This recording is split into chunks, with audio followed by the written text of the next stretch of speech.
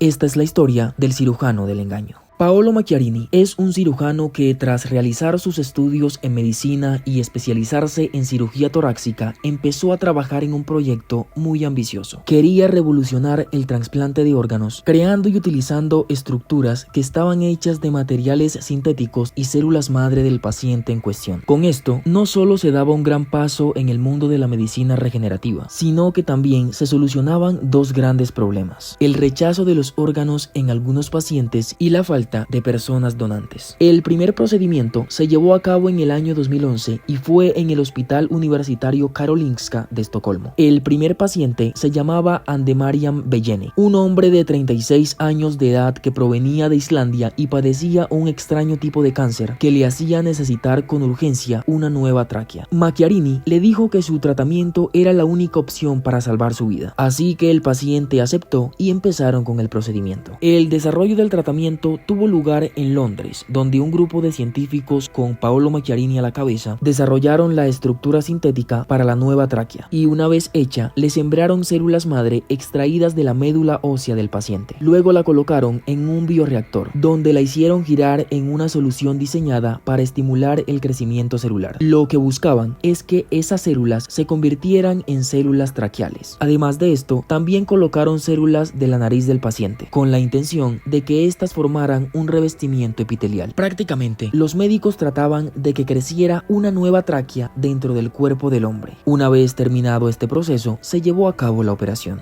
Al cabo de un mes, la prensa entrevistó a Bellene, el paciente, y todo parecía ser un éxito. Al finalizar el año 2011, Macchiarini y su equipo publicaron un artículo en la revista The Lancet, donde afirmaban que el paciente Bellene tenía una vía aérea casi normal, libre de infección y con tejido nuevo en crecimiento. Con esto se ratificaba el éxito del procedimiento y la comunidad científica empezaba a contemplar al milagroso proyecto de crecimiento e implantación de órganos sintéticos como un tratamiento viable. A Macchiarini le consideraron un genio y el Instituto Karolinska recibió más reconocimiento y respeto del que ya tenía. Este mismo año, el tratamiento se aplicó en otras personas, entre ellas Kezia Shorten, quien en septiembre de 2011 recibió una tráquea sintética para cuidados paliativos en el Hospital Universitario de Londres. Más tarde, en noviembre, a Christopher Lyles de Estados Unidos también se le implantó una tráquea sintética sembrada con sus células madre. Todo parecía avanzar favorablemente y las expectativas en cuanto al proyecto eran muy grandes. Pero en el año 2012 el proyecto comenzó a empañarse,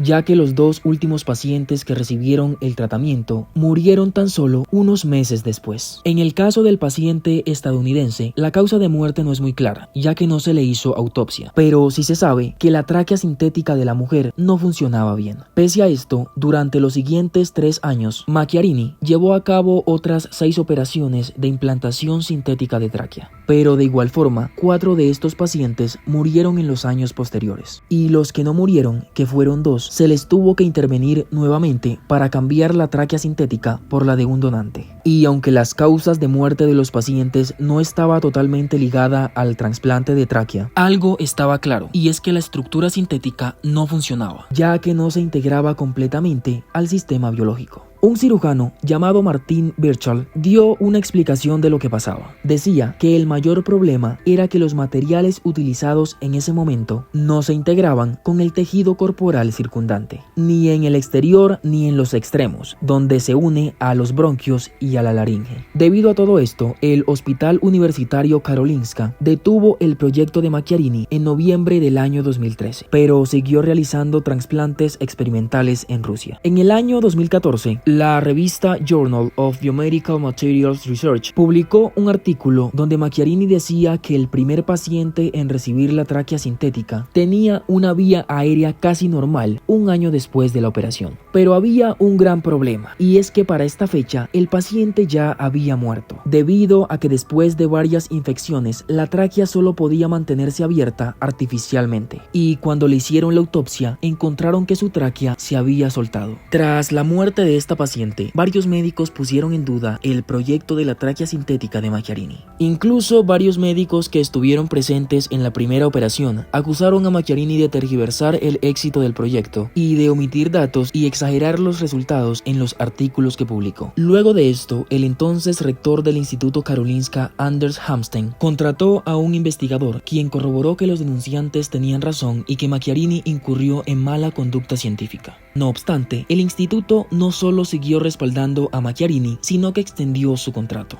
Pero había alguien más que estaba investigando a Macchiarini. Este era el periodista Bosse Lindqvist, quien investigó al doctor por varios meses para una serie documental. En su investigación encontró que la realidad era muy diferente a la que Macchiarini afirmaba en sus artículos. Por ejemplo, así se veía la tráquea de su primer paciente, Bellene, a 12 meses de la operación. Claramente, se ve que hay una enorme cicatriz que impide el paso del aire hacia el pulmón derecho, mientras los artículos de Macchiarini decían que tenía una vía aérea casi normal. El cirujano se defendió diciendo que hubieron errores en la presentación de los artículos, pero que nunca quisieron engañar a nadie. En una entrevista que el periodista le hizo a Macchiarini, le preguntó por qué no se hicieron experimentos en animales antes de aplicarlos en seres humanos. Luego de negarlo y divagar por un tiempo, el cirujano terminó aceptando que no habían hecho experimentos en animales de gran tamaño y argumentó que los materiales que habían utilizado estaban aprobados por la FDA. Así las cosas, a Paolo Macchiarini se le acusaba públicamente de haber utilizado a personas como experimentos humanos, mientras él se defendía diciendo que todo lo que hacía era por el bienestar de sus pacientes y que para avanzar en la medicina se debían hacer nuevos tratamientos y probarlos. Ante todo esto, el rector del Instituto Karolinska renunció y varias personas involucradas fueron despedidas. En 2019 salió a la luz que sus supuestas investigaciones no estaban suficientemente fundamentadas y que corrió muchos riesgos al aplicar a pacientes procedimientos aún experimentales. Posteriormente, a Paolo Macchiarini lo condenaron en un tribunal de Italia, pero después fue absuelto. Y finalmente, en el año 2022, le condenaron por causar lesiones corporales a un paciente. Y más tarde, en el año 2023, el Tribunal de Estocolmo fijó su sentencia por agresión grave contra 3 pacientes en 2 años y medio de cárcel.